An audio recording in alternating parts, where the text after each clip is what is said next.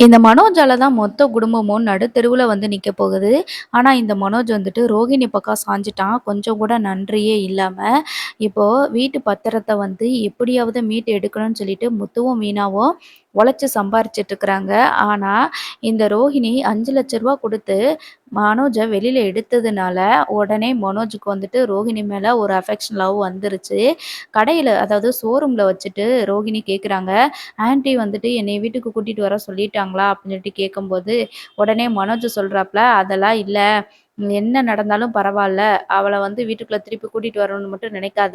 அவளுக்கு 5,00,000 திருப்பி குடுத்துரு அப்படின்ற மாதிரி சொல்லியிருக்காங்க அப்படின்னு சொல்லவுமேனு, உடனே ரோகிணி இருந்துட்டு, சரி உங்க அம்மா தான் என்னைய புரிஞ்சுக்கல. நீயாவது என்னைய புரிஞ்சுக்கிட்டியா? நீ உன் மேல நான் எவ்வளோ லவ் வச்சிருக்கேங்கிறத நீயாவது புரிஞ்சுக்கோ அப்படின்ற மாரி சொல்றாங்க. எனக்கு ரொம்ப நல்லாவே புரியுது ரோகிணி. என் மொத்த குடும்பமும் என்னைய கைவிட்ட உடனே, நீ தான் என்னைய வந்து எப்படியாவது வெளியில எடுக்கணும்னு சொல்லிட்டு அவ்ளோ போராடியிருக்க. அப்பயே எனக்கு தெரிய வேண்டாமா? நீ எந்த அளவுக்கு என்னைய லவ் பண்ற அப்படின்னு சொல்லிட்டு. இப்போ வரைக்கும் இந்த நிமிஷம் வரைக்கும் என்னைய எல்லாருமே வந்துட்டு எங்க வீட்ல படிச்சிருந்தும் நீ ஒரு முட்டாள் தான் அப்படின்னு திட்டிட்டு இருக்கிறாங்க. ஆனா, இப்போ வரைக்கும் நீ மட்டும் தான் என்னைய ஒரு அறிவாளியாவும், புத்திசாலியாவும் என்னுடைய திறமைய நீ எப்பயுமே வளர்த்து விட்டுக்கிட்டே இருக்கிற அப்படின்னு சொல்லிட்டு ரோகிணிக்கு வந்துட்டு உடனே புகழாரம் சூட்டிட்டு இருக்கிறாரு இந்த மனோஜ். உடனே இப்போ ரோகிணி வந்துட்டு, சரி அவ்வளோதான் மனோஜ் வந்து கவுந்துட்டான். நீ எப்படியாவது விஜயாவ நம்ம பக்கம் இழுத்தரணும் அப்படின்னு சொல்லிட்டு நினைக்கிறாங்க. அதுக்கு முன்னாடி ப்ரொமோ போட்டிருக்காங்க. அதில நெக்ஸ்ட் வீக் வந்து பார்த்தீங்கன்னா, வீட வந்து ஏலத்துக்கு விட போறதா வந்துட்டு நோட்டீஸ் வந்திருக்கும். அதில முத்துவும், மீனாவும் எப்படியாவது மறுபடியும் போய் அந்த ஃபினான்சியர பார்த்து பேசி, அந்த வீட்ட மீட்டுருவாங்க அப்படின்னு சொல்லி பார்த்தா, இது சிந்தாமணியோட வேல. எப்படியாவது அந்த வீட்ட வந்துட்டு ஏலத்துக்கு விட்டுறணும்.